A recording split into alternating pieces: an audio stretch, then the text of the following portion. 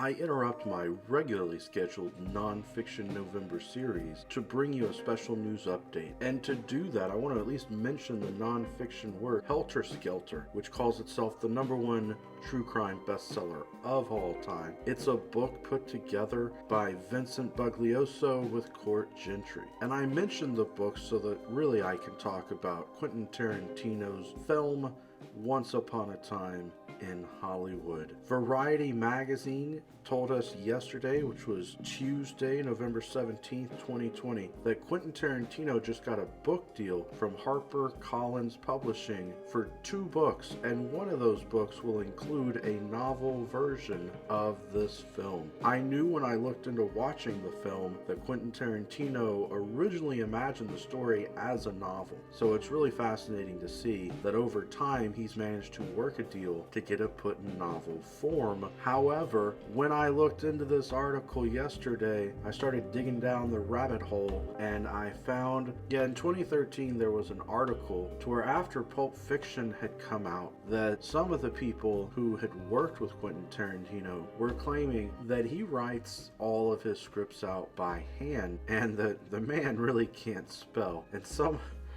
people were calling him functionally illiterate, which has got to be hyperbole. It's got to be exaggeration. But it goes to show that a writer can really understand characters and stories and how to really surprise and entertain an audience and not necessarily be the best person in the world with grammar, with sentences, and putting punctuation where it needs to go. Of course, as a screenwriter, it's easier for Quentin Tarantino to get away with that than as someone who writes novels. And thus I'm really intrigued to see how this novel is going to work out. There's also a chance that since the film was originally made to be like 3.5 to 4 hours long and had to be cut down, that we will get more of the story that he originally imagined should be in there in the novel than what we got in the film. For those of you who don't know, who maybe haven't seen the film or looked into the story behind it, Quentin Tarantino did take the story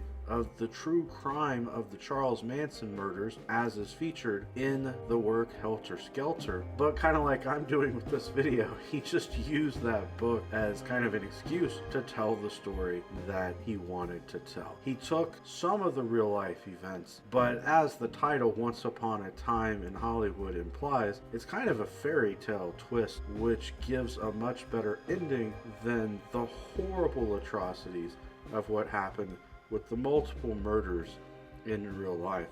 If you read or listen to Helter Skelter as an audiobook, as I did, then you will discover the police really mangled the investigation. There were a lot of problems as the police just didn't connect the dots. They weren't communicating from one department to another, one city to another, with these events that happened. And they even had criminals in jail who heard stories from other people who were involved, who were trying to tell the police the truth, trying to get out facts of what happened, and the police were ignoring them, that they weren't actually accepting the truth. So Helter Skelter is a really interesting read. It's fascinating to see how everything went down with all the players involved, and it is freaky that it's a true story of what was basically a cult.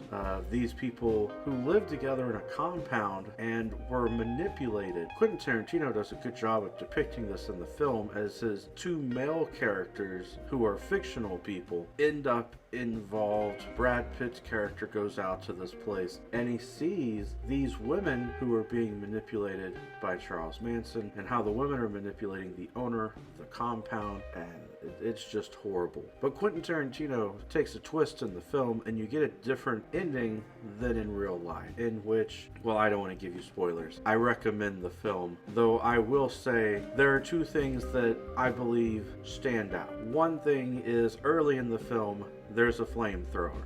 And at the time, you think, oh, that's a funny callback to Quentin Tarantino's previous films. But actually, it's like a Chekhov's gun in a story where there was a flamethrower mentioned earlier, that flamethrower is going to come back around. And then the other element that stands out to me is the dog in the film. And I have a theory that I haven't heard anyone else discuss about the story, and that is that the dog may in fact be the most important character in the film. The dog at the climax of the film faces a moral decision Without giving you spoilers too much, I will just say that this dog clearly is trained by Brad Pitt's character to where when he is being fed, he has to just sit there silently, without moving, waiting for his treat or for his food. And in the climax of the movie, the dog hears people approaching and knows there's going to be danger, and the dog has to decide between doing what he's been trained to do or alerting his master to the danger approaching. And the fact that Quentin Tarantino set that up in the movie so much, and that it really all comes down to a decision made by a dog, fascinates me. If you haven't seen the movie, it's a really interesting film to see, but the ending is very violent. And if you haven't read the book Helter Skelter, then check it out. If you like true crime, it is supposedly at least the #1 best-selling true crime work ever. Hope you enjoyed the book talk today